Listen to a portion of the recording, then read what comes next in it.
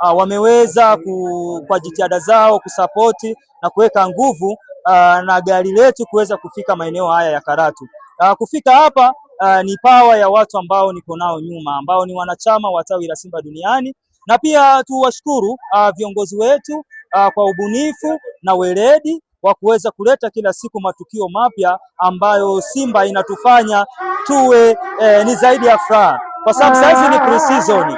Kuna watu ambao wamekaa tu na timu zao kama yani hatuwezi kuwaongelea ila wanatafuta skendo za ndoa, lakini ukiangalia Simba wao wanawaza katika kuitengenezea jamii ama kuwatengenezea watu mbalimbali ama kutangaza vivutio vya nchi hii, na kama tulivyokuwa zamani hapo tulikuwa na Visi Tanzania na bado tukawa na Kibegi ambacho kilienda Kilimanjaro. Kwa hiyo ukiona haya matukio yote ni ubunifu wa hali ya juu.